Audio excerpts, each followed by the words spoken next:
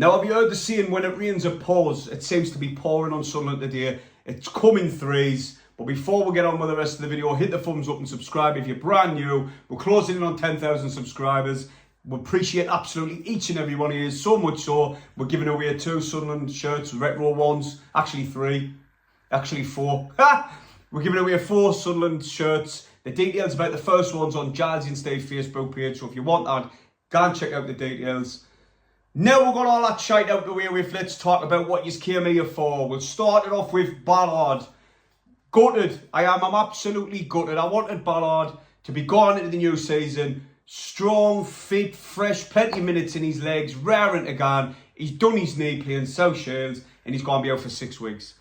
A little bit of relief that it's only 6 weeks, but for me, we need a replacement in. Obviously, we've got Anderson there. Spent his time out on loan at Shrewsbury. Played alright against South Shields, but I'm really going to pin all of our hopes on him, keeping him fit and him not replacing Ballard. For me, no, we've got to get strength in depth and bring him a replacement. I thought we needed one in anyways, because is he championship quality, Anderson? We didn't know. Are we really going to run that risk going into the new season? We have been plagued with injuries all last season, all the season before, and it seems to be starting again already. Not even minutes into the new season and we're talking about injuries already. We haven't even started the new season. So we've got to get strength in depth and bring in a replacement for Ballard. Now, Ballard, I can't speak any highly of him. He's absolutely solid for us at the back. He's an amazing player. And he probably is going to be a Premier League player one day. I have no question about that. So for me, he's instrumental in us getting into the top 10, top 6, whatever it may be. He's instrumental in our team. And I'm gutted that he's picked up a knock. Glad it's only a knock and he's only going to be out for 6 weeks, but it is a bit worrying that it's his knee. I'm not too happy about that one, but we've got to go out and get replacement for him. Now then, Pierre Ekwah. Udinese have came in and they've made an approach for Ekwah. Apparently he's high up on their list and they want him. Fabrizio Romano tweeted, so you know when he tweets, there's plenty of meat on the bone and it seems as if it's true.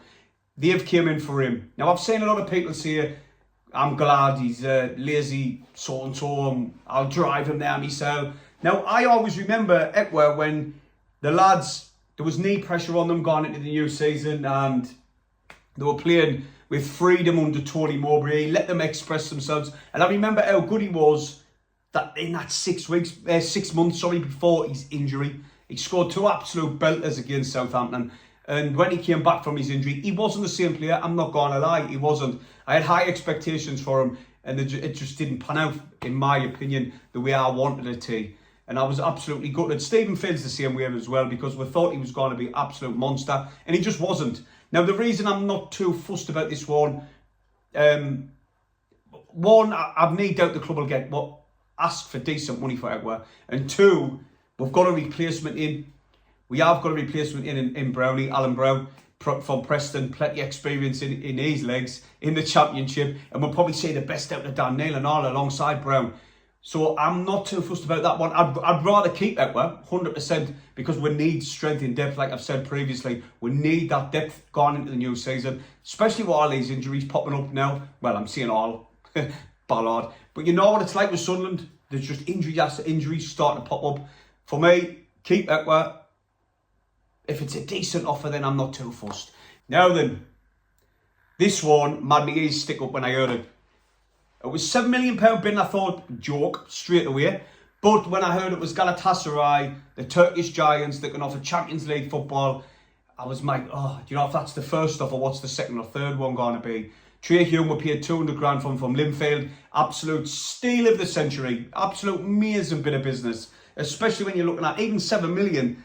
The return is unbelievable. But for me, Trey Hume, he's proved his worth. He's proved he's a championship player. And for me, I have no doubt he can play in the Premier League, just like Ballard. But for me, he's the first name on the team sheet, well, one of. And I didn't want to see him gone. To be honest, I know the club's resolve's definitely going to be tested with this one, because they are going to come in for an improved offer, especially when it's so early on in this window. Now, I know we've got Pembele who can play in that position, but for me, we need somebody else to come in. Somebody else who's going to be the number one starter over Trey Hume, because Pembele, I didn't think he's anywhere near as good as Hume. And if that's the case, then is he really going to be our next number one if we do sell Ballon? Or are we going to have to go out there and get a more experienced, adequate replacement for Hume? Yes, if we do sell him, but for me, we've got to keep him.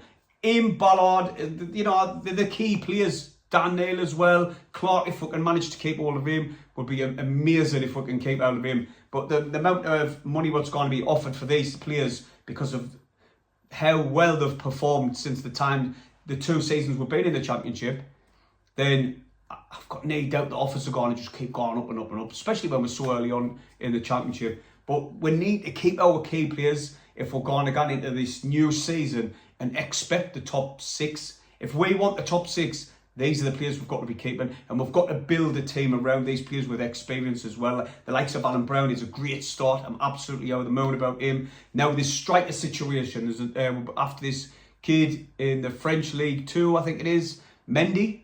Now, he does look an exciting player. He scored, I think it was 21 or 23 goals last season. I didn't know too much about him. I've literally done knee research, just what I've seen. So I'm going to do a bit more research on that lad. But he does look like an exciting player. Well, then that's about it from me. Let us know your thoughts on everything we spoke about in this video.